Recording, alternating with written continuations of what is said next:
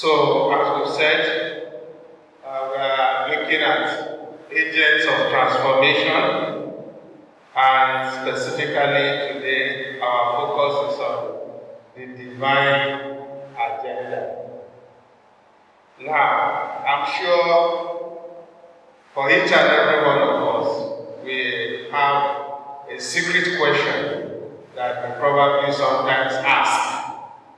And that question is, what is the divine agenda?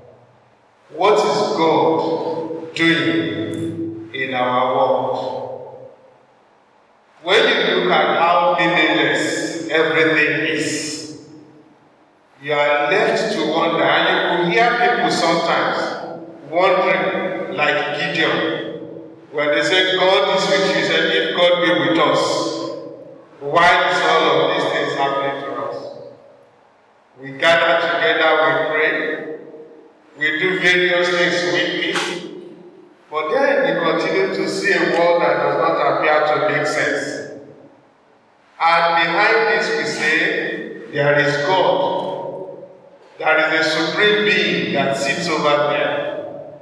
And yet everything is going southwards. Everything is in the wrong direction. So what exactly is God doing? And if you're asking that question, you will probably not be the first person to ask that question. There are other people who have asked that question as well. Remember Habakkuk? You know, Habakkuk went before God, and he too felt, yes, I'm going to articulate my position. I'm going to, challenge God. You are a righteous God.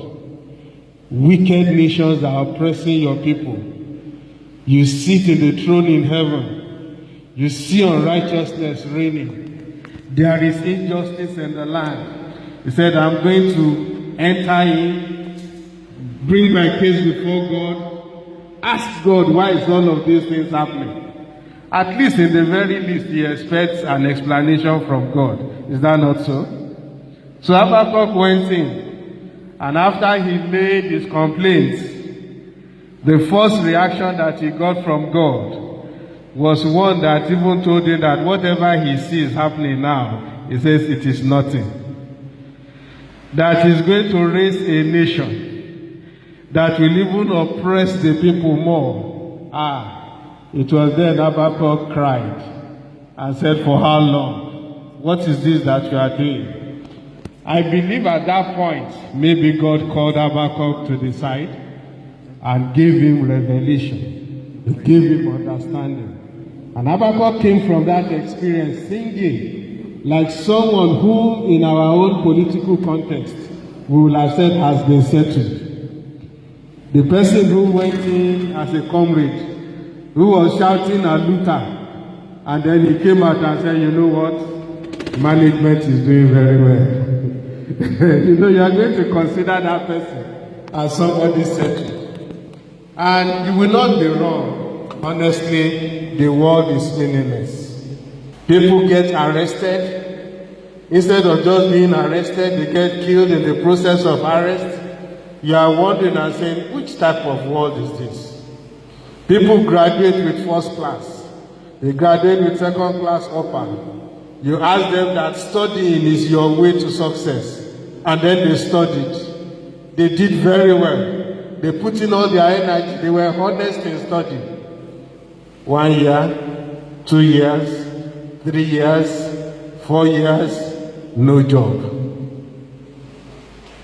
Please, which type of world is that? In a country where, for instance, we are reputed as about one of the most educated in the US, in Canada, and all of that, you come to our country, for some reasons, the political system throws up people who always have one letter missing in their certificate. Either their name has changed, there is an S that is missing somewhere, there is a middle name they forgot, there is a WAEC that they attended before they graduated. All sorts of things keeps coming up. And you ask yourself, can't our system Can't it produce better people than what we have? What is the divine agenda? So we will focus today on exploring the divine agenda and with a view to being inspired for a commitment unto his agenda and understanding the workings of our God. So rather than take a single text today, what we will do is that we will do a Bible survey. So I want to encourage you, please bring out your Bibles. We are going to read together. I want us to trace it. What is God doing in our world? Let's check the scriptures together. Let's understand what he's doing. Let's find out whether there is any advantage in belonging to his political party. Let's see his own approach.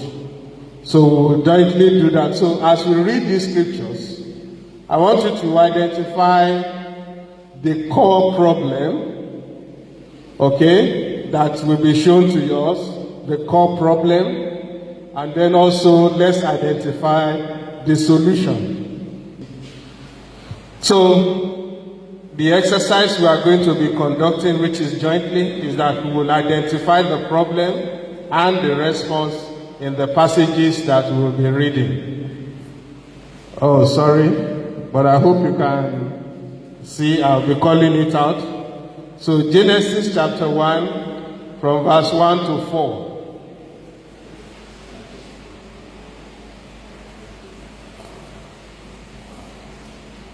All right. So it says, in the beginning, God created the heavens and the earth. And the earth was without form and void, and darkness was on the face of the deep, and the Spirit of God was hovering over the face of the waters. Then God said, let there be light, and there was light. And God saw the light, and it was good, and God divided the light from the darkness. Praise the Lord. So we have read that passage. Permit me to conduct this almost like a Bible study today. But in this passage that we have read, can anybody identify the core problem and the response? What do you see there? Yes? Who has the mic? Okay, Matilda. The problem here is that the earth was void and then there was darkness over it. Okay. And the solution was light. All right. So what's the problem? There was chaos. The earth was void. But above all, what was all over the place? Darkness. Darkness. I want you to look at that problem. When God stepped into the matter, what happened? Says, let there be light. So that is a universe. The universe. Everywhere there was darkness. God did not allow the darkness to remain. Instead, what did he do? He said, let there be light. All right. Can we take another passage? Let's see it together. Exodus chapter 3, verse 7 to 10. Now, this one is a nation. Okay, let's just read that. Exodus 3, 7 to 10. And have heard their cry because of their taxmasters, for I know their sorrows. So I have come down to deliver them out of the hand of the Egyptians, and to bring them up from the land to a good and large land, to a land flowing with milk and honey, to the place of the Canaanites, and the Hittites, and the Amorites, and the Perizzites, and the Hivites, and the Jebusites. Verse 9. Now therefore, behold, the cry of the children of Israel has come to me, and I have also seen the oppression with which the Egyptians oppressed them. Verse 10, come now therefore, and I will send you to Pharaoh, that you may bring my people, the children of Israel, out of Egypt. Thank you very much. So again, can anybody help us? What is the problem?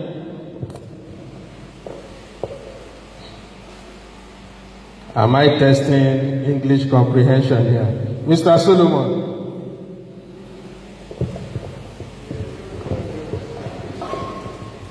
Sorry?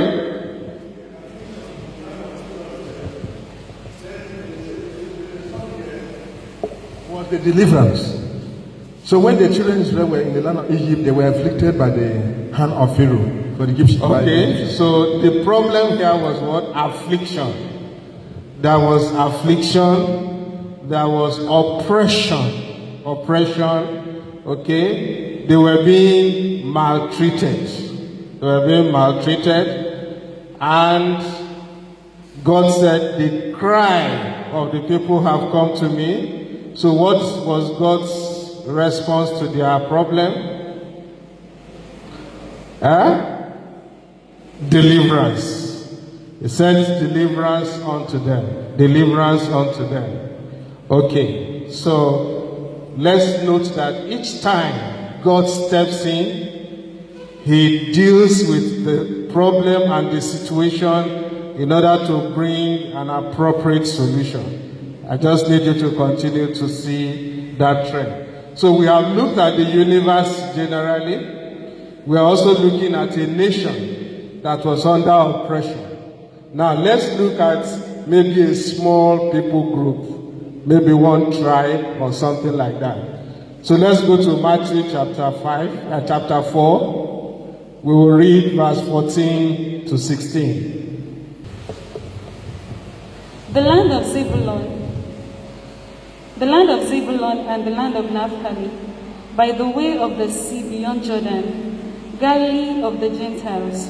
The people which sat in darkness saw great light, and to them which sat in the region and the shadow of death, light is sprung up. All right. So to these two people, from the land of Zebulun, the land of Naphtali, now you can say it's a smaller number of people. What was their problem? Darkness. They sat in darkness. And what was the solution? Light. So it was necessary for the Lord Jesus to patch in those cities. You know, he was on his way trying to return to Jerusalem, but because of who was ruling, he still kept having some bus stops along the way. We thought that it was all about safety, but we are now seeing that it was divine purpose. You know, because it has already been written, so it was intentional. It was pre-planned. It was all ahead of time. It was part of God's agenda that the people who sat in darkness, what will happen to them? That they might see a great light. All right.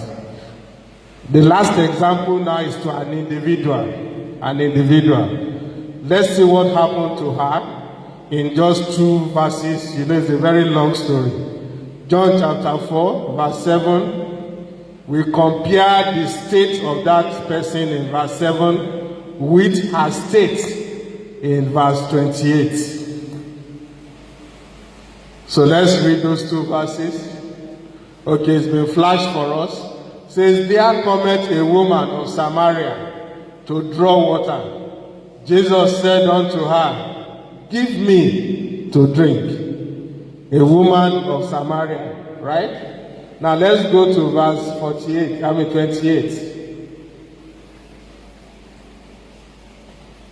It says, the woman then left her water pot and went away into the city and said to the men, yes, please go on, verse 29.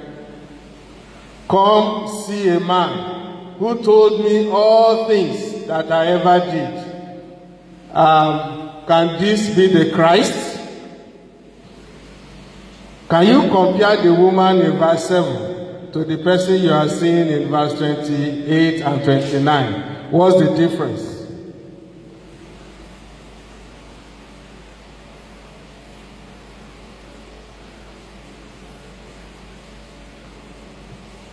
I know we've not been able to read all the texts. Yes?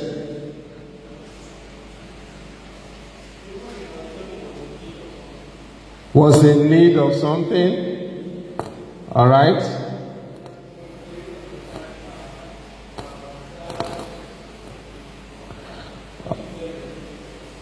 Okay. Yes, in a sense, that is correct. It's just that she didn't know. In verse 7, I'm not sure she knew what she needed. All right? But what is the meaning of her description in verse 7, really? What is peculiar about that woman from how you understand that story generally? Why was she at the well alone? Have I given you an expo? All right, man.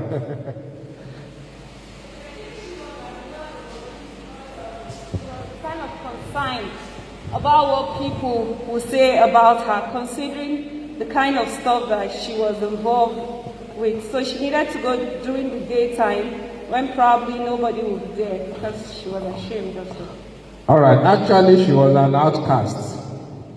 Okay? That woman was an outcast and has chosen a time when she will not have to relate with anybody in order to go and fetch her water. Okay? So she was an ordinary woman of Samaria, an outcast, somebody who we will say has a lot of baggage. I hope you know that. You know that that woman has baggages in her life.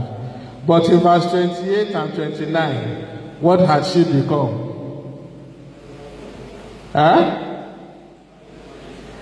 Technically like an evangelist. She is now able to proclaim the good news. From being an outcast to somebody who became a mobilizer of an entire city that came out to listen to the Lord Jesus. So what is the summary that we can draw out of this? In very, we just want to do this exercise to take a panoramic view and establish something today. We will see from all that we have read is that we can begin to say that the divine agenda is one, to conquer darkness. Anywhere there is darkness, that darkness must be conquered. That's one of the key things that we see here. There was darkness everywhere. What was God's agenda? Let there be light. And you see that stated in Genesis chapter 1. It's stated in the book of John chapter 1. It's also stated again in 1 John chapter 1. So at every strategic junction of scripture, you continue to see that this issue has been positioned.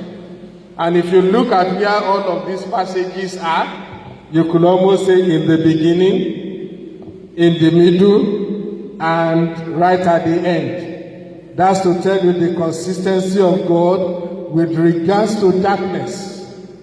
So everywhere there is darkness, we are praying many times, and you are saying, God, show me your way. Can I give you an expo now? Anytime there is darkness, what is the will of God? Let there be light. Let there be light. Now, darkness can then mean several things. From ignorance to corruption. I hope you are getting me. Everything, wherever there is darkness, God's response to darkness is what? Let there be light. That darkness can be suffering. That darkness can be pain. That darkness may be something that does not exist, which people need. God's solution to it, God's response all the time to this situation is what? Let there be light. I want to ask you a personal question. Have you been able to identify any issue of darkness around you? I can tell you the will of God. The will of God is what? Let there be light. You remember the story of the Good Samaritan. Somebody was attacked. He was injured. And the Lord Jesus was addressing the question, who is my neighbor? A priest passed, did not attend to the injured. A Levite passed, he did not attend to the injured. Then the Samaritan came. The least person, you see, we've just looked at the Samaritan woman, who is an outcast. Now we are looking at another Samaritan. Okay, who was the least person qualified to have helped the injured, being a Jew. But you see, the Samaritan responded. And the Lord Jesus was then asking the question, so who is the neighbor? Is it not the person who has exercised that help? So you need to understand that as God shows us darkness, as God shows us pain and suffering, as God shows us different situations, you might say, yes, I also have my problems. But as you see it and as God positions us, you can be rest assured that the intention of God is that darkness every time should be conquered. It is a consistent agenda of God. The man was born blind. He's been in darkness all his life. The day he met Jesus, some people raised debate. And what's their debate? Who sinned that this man was born blind? Please, is that the issue? We are saying there is darkness. Somebody is raising a debate. And the Lord Jesus said, those ones are immaterial. As far as this person's life is concerned, it is to glorify God. All right, so I need us to see that in terms of what God is doing, yes, there is darkness everywhere. Sometimes all of us are looking for light. Is that not so? But at times, there are times when you need to allow God to help your hearts to in fact understand that the presence of darkness is an opportunity for the operation of light. You know, some of us will carry candle light, and we are taking candle light to where you have enough sunlight. Please, what will your candle light do? It's a parable, and I pray you understand what I'm saying.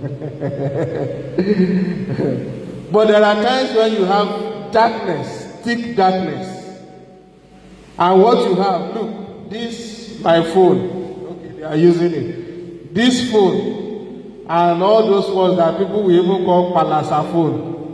One of the critical things many of us do with it is the torchlight that is there.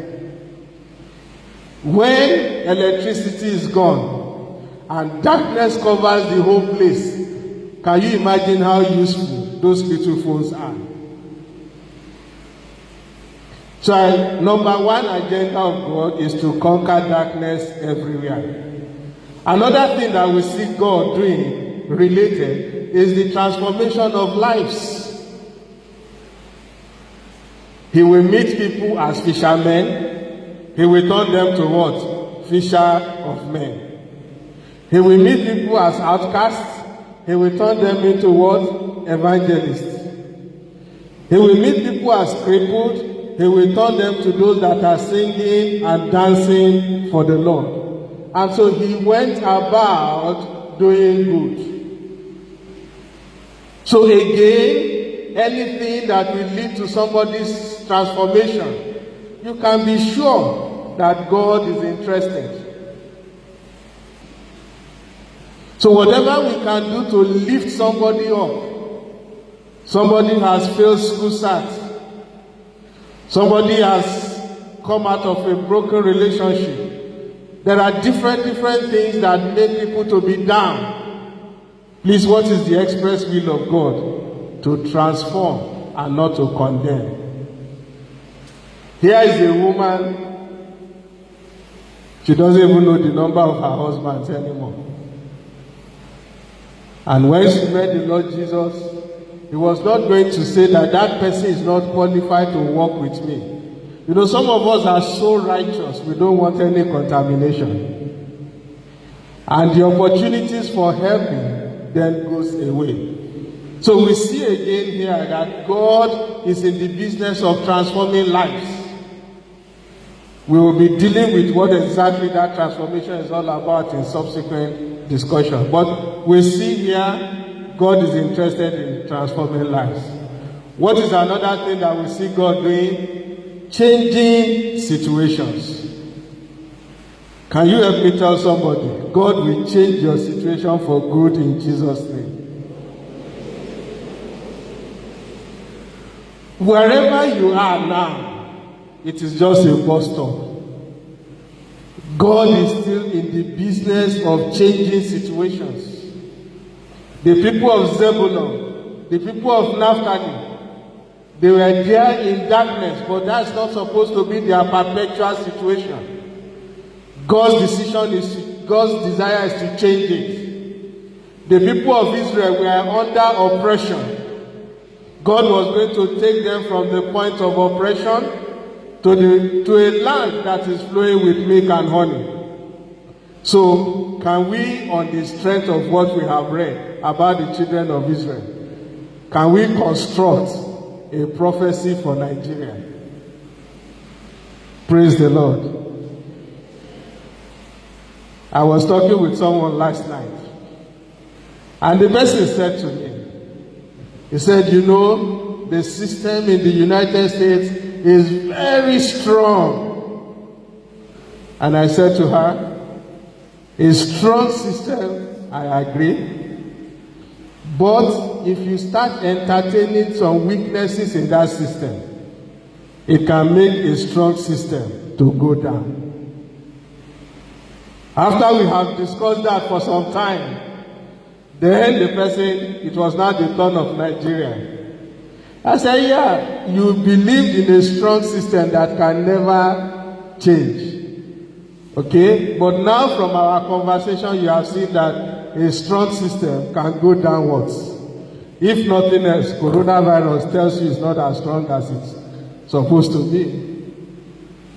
So I said, all right, Nigeria's system is what? Very weak.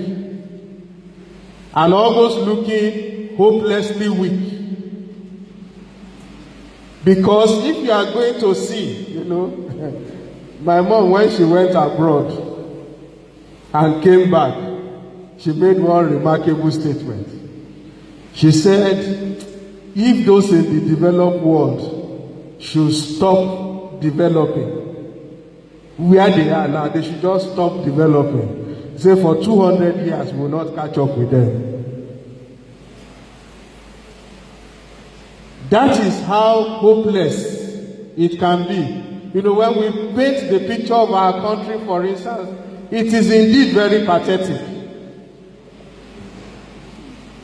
It is on behalf of this country that I have shed hot tears. I got into Singapore and I saw a nation. From airport, the ride through town, every house hosted a flag. I got there in the week of their National Day. And I was asking the taxi man, who was very engaging. I said, what is happening here? He said, it's National Day. Oh, I thought that was all. It was looking very great. I said, thank God.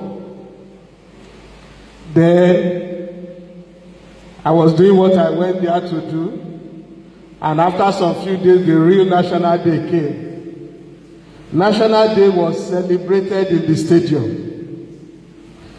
There were busloads of refreshment for every person that came to the stadium. It wasn't just for the leadership. And at that time, without this level of social media awareness, they went around different countries and they were able to identify some Singaporeans. And they gave all of them 10 seconds, 30 seconds, or what have you, to send greetings live on TV to the rest of the nation. I sat in my, did I say I sat? I lied down on the floor in my hotel room. I was watching. I could not help as tears began to roll down my cheeks. I remembered Nigeria. So I cried and I wrote down, I said, to the cause of a new Nigeria, I also commit myself. And to make matters worse, coming from that type of a place, as I arrived in Nigeria, and I was going to see the next newspaper headline as vendors were carrying it out. The headline I saw, Nadeco chief escape assassination. Can you imagine? And from that time till now, there is still very little to cheer about. But then, we have seen God coming to a people who have been in oppression 430 years in a foreign land, and God was about to rescue them. What's the total age of Nigeria put together? So as hopelessly as it might sound, we have liberty to use this scripture, for instance, and construct. You see the word that I'm using, I didn't say I'm prophesying. But that we can construct a prophecy for ourselves as well, to understand, even if we are confused today, what is God's agenda for the nation. And we can say, you know, if we go back to Exodus chapter 3 that we have read, we can begin to look at that scripture and say, for instance, concerning Nigeria, maybe one day God will raise a Moses. Is that not correct? God will raise a Moses, and God will eventually catch the attention of that Moses and say to that Moses and say, the cry of the sons and daughters of Nigeria has come to me. Why? Because of the oppression of their taskmasters. If you imagine the amount of stealing and corruption that is going on, it is mind-boggling. The question is, how are we even surviving? The figures that are pronounced cannot be true.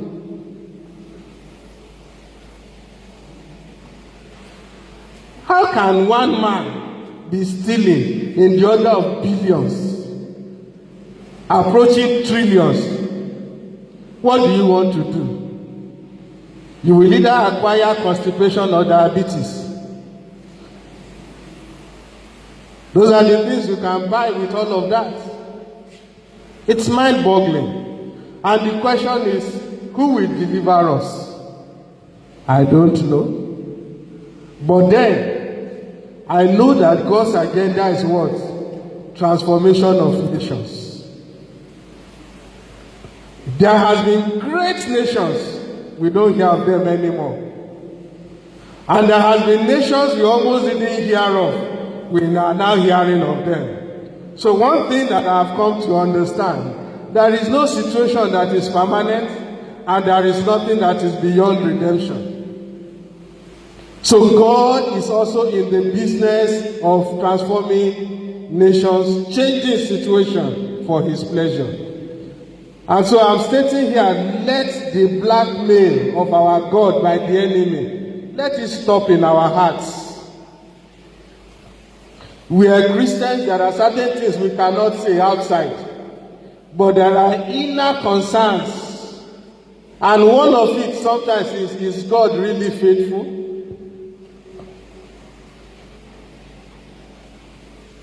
Don't be surprised, even as a Christian you can ask, does God exist? Does God answer prayer? I need you to understand that whatever you are seeing God is working out something. And as we go on, we will be unveiling. In fact, in Ephesians chapter 3, there we see this writer saying something. He says there is a mystery that has been hidden over time, but that God is now revealing that mystery. He says it's been hidden from ages, hidden from angels, hidden from the prophets that have gone before. What is that mystery? Two dimensions of that mystery. Say, number one, it is to gather everything to be under Christ. No wonder they said we will not have this man reign over us. So number one mystery is to gather everything under Christ. The first phase of that has been accomplished in his death and in his resurrection.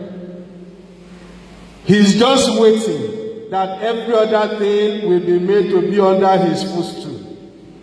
He said, we might not yet be seeing that now, but be rest assured that victory is already obtained.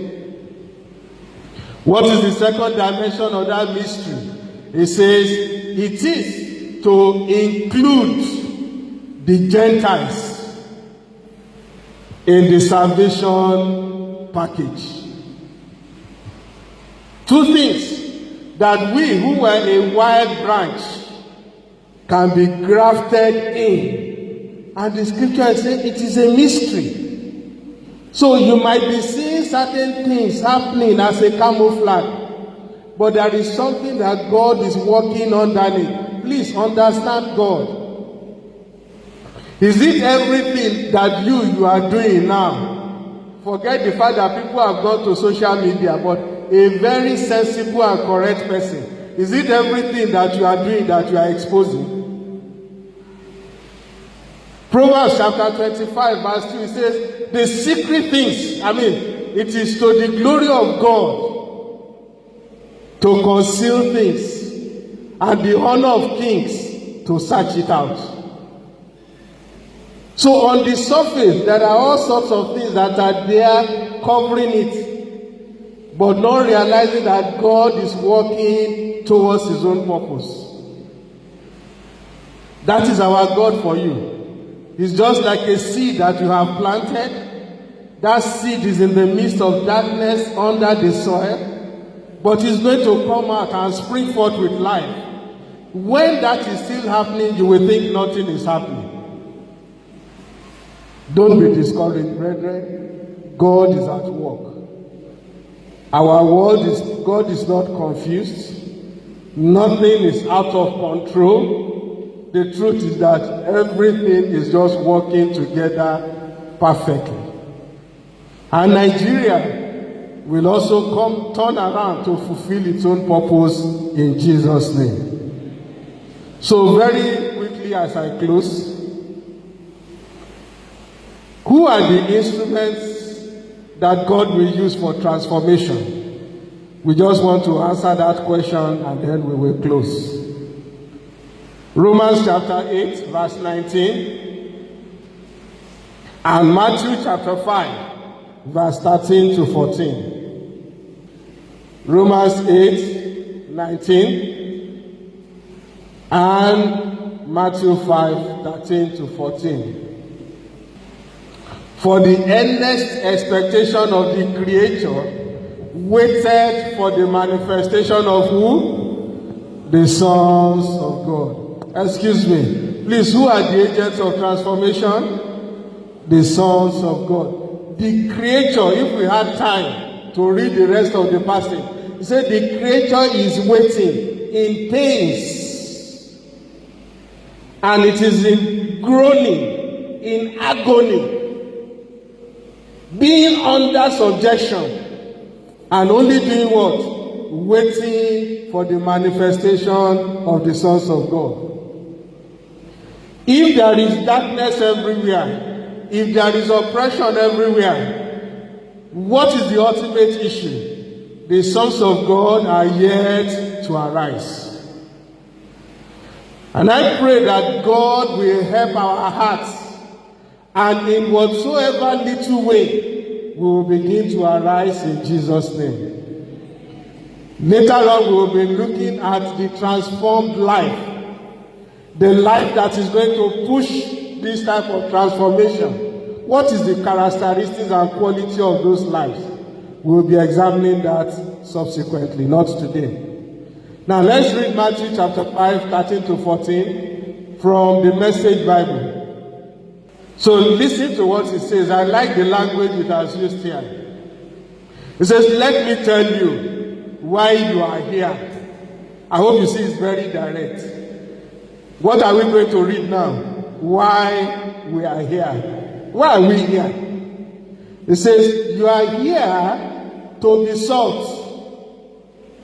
Seasoning, that is the seasoning that brings out the good God flavor of this earth.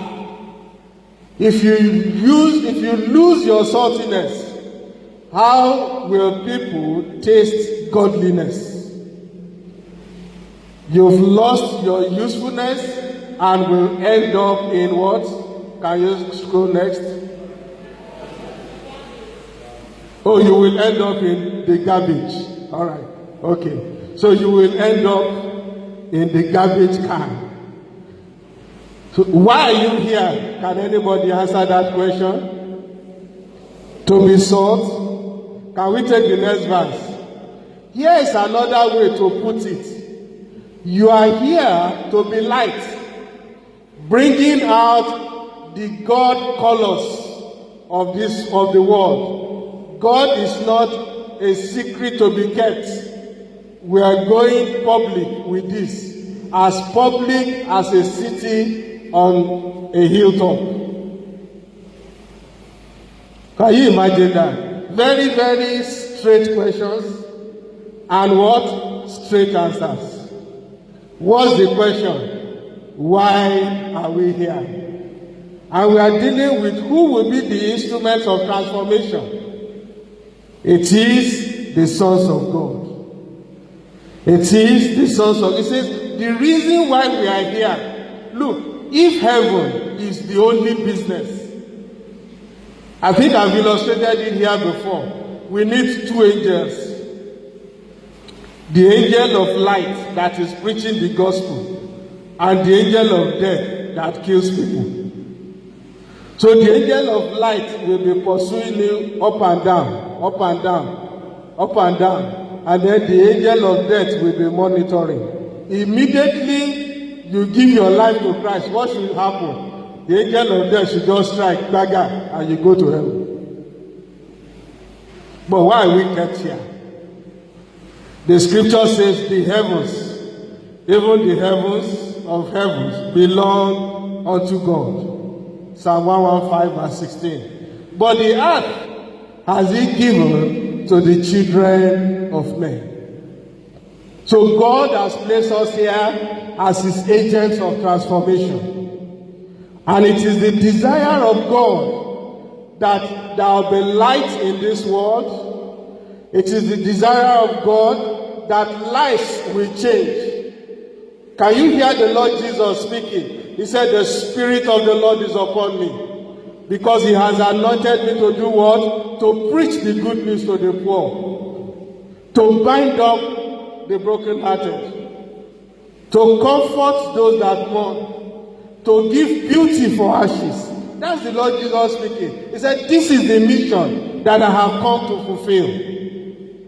Transformation of lives from every oppression into a life that is glorifying the Lord. So as we see people held by the bondage of habits, in drugs, in fornication, in careless living, in spending anyhow, in unfaithfulness, many of them are victims of their circumstances. God's intention is not primarily to just use them as the subject of debate. God's intention is that every of such lives will come to repentance. So I conclude with a question to you. What is your response? What is your personal response to these things that we are studying? God has an agenda, brethren. The world is under his control. Otherwise, we will not be meeting here every Sunday. You know what will have happened? After service now, maybe this building will have shifted somewhere else. But God is in control. The sun is rising every day, and it is going down. The moon is coming up in its own time. The rains are coming in their seasons.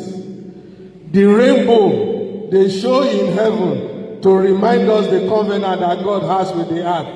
When he said, never again will I destroy the earth with the flood. All these are signs of his consistency. The behavior of the other person is predictable to some extent. That's why we're on the road driving. Brethren, there is a God behind this. We cannot be the product of random motion. God is doing something. And it is to lighten up the world, to transform lives, and to change the situation of nations. My prayer is that God will help us to recognize our position in what he is doing, and we will be equipped and available for his service in Jesus' name. Can we pray together?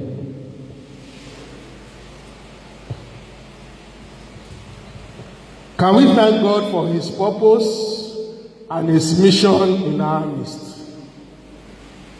It is great to recognize that our lives are not ordinary.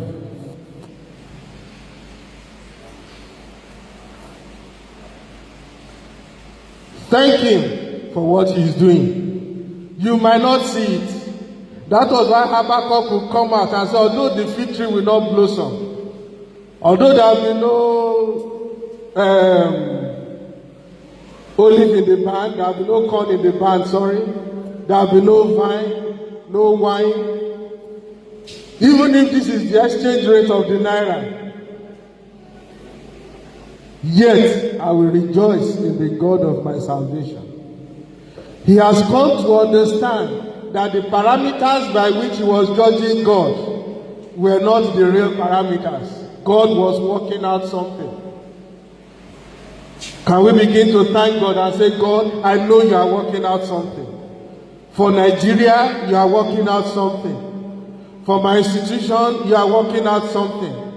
For my life, that's why we sing that song. I can see him working in my favor. I can see him bringing in my miracles. He will do whatever he says he will do. There is an agenda. Darkness must be conquered. Situation must be changed. Lives must be helped and transformed. God is not sleeping. He said he's not too far that he cannot hear us. His hands are not too heavy that he cannot help us.